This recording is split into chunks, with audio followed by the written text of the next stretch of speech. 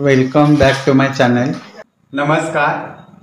Chef Sunil Patil किचनमध्ये आपल्या सर्वांचं स्वागत आहे. आज मी तुम्हाला ओल्या मक्याच्या कणसाचा उपमा कसा बनवायचा याची रेसिपी दाखवणार आहे. चला तर मग त्यासाठी काय काय साहित्य लागते ते बघूया. इथं मी मोठी कोळी 6 कणस किसून घेतलेले आहेत. 1 वाटी कांदा, 1 वाटी टोमॅटो, ओली मिरची, कोथिंबीर, कढीपत्ता, मीठ, तेल व फोडणीसाठी जिरे, मोहरी, हिंग, हळद. रेसिपीला सुरू करूया. गॅस ऑन करून घ्यायचा आहे. कढई ठेवून घ्यायची आहे.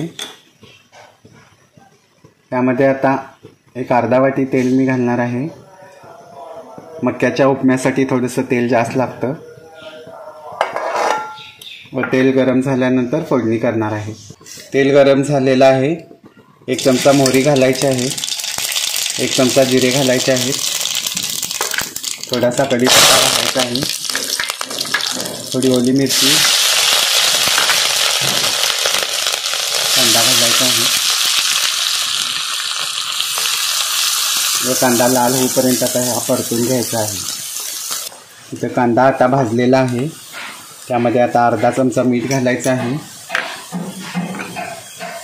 व बारीक चिरलेले टोमॅटो घालायचे आहे व परत 1-2 मिनिटं परतून घ्यायचं आहे. इथं आपली 2 मिनिटं आता झालेली आहेत. आता यामध्ये थोडीशी हळद पावडर घालायची आहे. थोडा हिंग घालायचा आहे व परत जरासं छान परतायचं आहे. तर अशा पद्धतीनं तो वेगळा नाश्ता मी आज बनवत आहे. अशा पद्धतीनं बनवला तर मुलंसुद्धा खुश होतील. आता यामध्ये पिकलेल्या मक्याचा गर घालायचा आहे व आता हे छान 10 मिनिटं परतून घेऊन त्याची वाफ काढून घ्यायची आहे.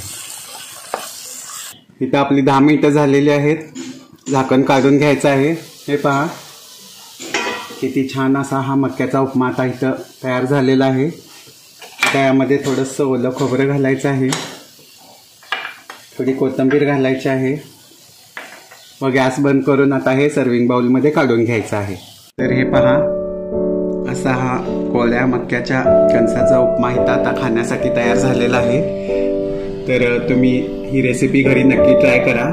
खूप छान व टेस्टी लागते. वेगळा नाश्ता आहे. अशा पद्धतीनं करा व मुलांना वगैरे खायला घाला. आणि तुम्हाला जर आवडले असल्यास कमेंट सेक्शनमध्ये जरूर कळवा.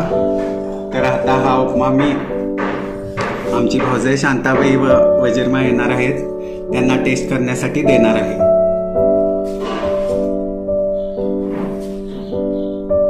नमस्कार, मी शांता पाटील बोलते. भाऊजीने मक्याचा उपमा केलेला आहे. मला टेस्ट करण्यासाठी बोलवलेलं आहे. मी टेस्ट करून तुम्हाला सांगते. खूप सुंदर झालेलं आहे. असं त्यांचं सगळं रेसिपी सुंदर असतात. आम्हाला खायला देतात, बोलवतात. तुम्ही पण हे रेसिपी ट्राय करा. तुम्ही पण चॅनलला शेअर करा. धन्यवाद. अण्णा छान झालेलं उपीट आम्हाला रोज असं खायला जावं. आवडली असेल तर चॅनेलला लाईक, शेअर आणि सबस्क्राईब करा. Thanks for watching.